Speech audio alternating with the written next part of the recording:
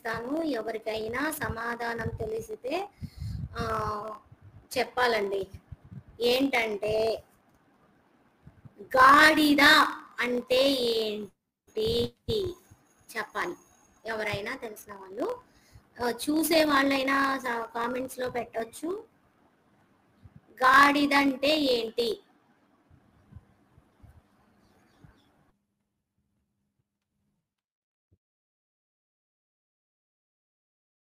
గాడిద అంటే 4 కాళ్ళు ఉంటాయి, ఒక తోక ఉండిద్ది, పెద్ద మూతి ఉండిద్ది, అదేనా అండి? నేను గాడిద ఎలా క్షమించాలి పరిశుద్ధాత్మ గారు, గాడిద ఎలా ఉంటుంది అని అడగలేదండి. గాడిద అంటే ఏంటి అన్నా. అంటే బుద్ధి లేదు గాడిద అంటారు, అదే అండి? కొంచెం అర్థం అదే, కానీ దాని గురించి మళ్ళీ మనం చదువుదాం, మళ్ళీ తెలుసుకుందాము. ఇప్పుడు గాడిద అంటే స్పష్టంగా బుద్ధి లేదు అనేది కాదండి. గాడిద అంటే గొడ్డు చాకిరీ చేసేది, దాన్ని గాడిద అంటారు.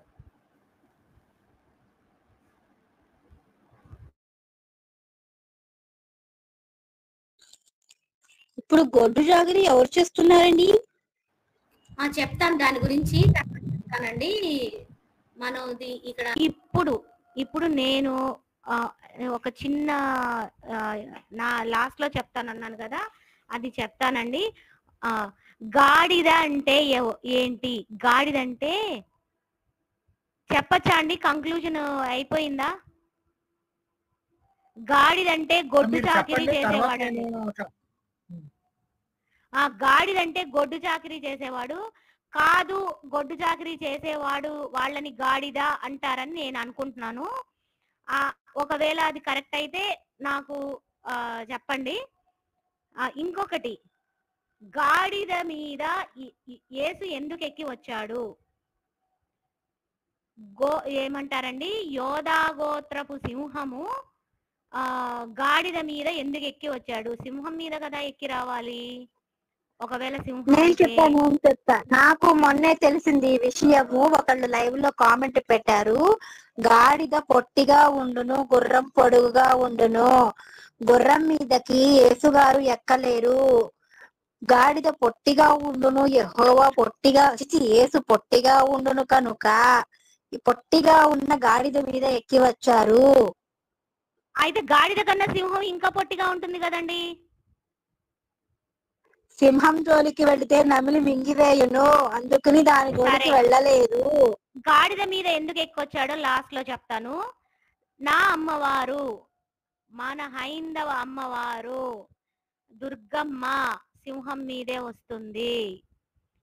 ఆడదయ్యుండి నేను తక్కువ చేయను, కానీ చెప్తున్నా, యేసు గొప్ప అని చెప్తారు, యేసు తోపు అని చెప్తారు, యేసు వాళ్ళ కోసం చచ్చారంటారు కదా, అందుకు చెప్తున్నా. అమ్మవారు సింహం మీద వచ్చింది, కానీ యేసు గాడిద మీద వచ్చాడు. ఎందుకు అంటే, ఏమీ చేయలేని గాడిద మీద ఎందుకు వచ్చాడంటే ఇప్పుడు చెప్తున్నా. ఎందుకంటే భవిష్యత్తులో మీరంతా ఈ గొర్రెలు అనే వాళ్ళు ఉన్నారు కదా, వాళ్ళు గొడ్డు చాకిరీ చేసి ఈ పాస్టర్లు అనే వాళ్ళకి బానిసత్వంగా ఉండాలి. మీరు గొడ్డు చాకిరీ చేసి డబ్బులు సంపాదించి పాస్టర్లని పోషించండి అని సింబాలిక్ గా చెప్పడానికి మాత్రమే వచ్చాడు. ఇది నా కంక్లూజన్.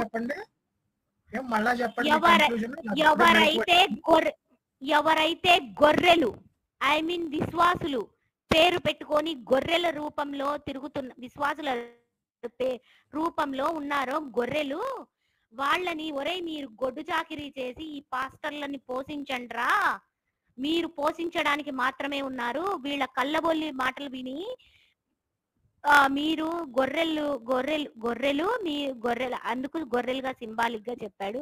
మీరు నా గొర్రెలని. ఇంకా గాడిద మీద రావడానికి మీరు ఈ విధంగా గొడ్డు చాకిరీ చేసి డబ్బులు సంపాదించి మా ఈ పాస్టర్లు నా సేవకులు అనే వాళ్ళకి డబ్బు ఇవ్వాలి అనే విధంగా సింబాలిక్ గా చెప్పాడు.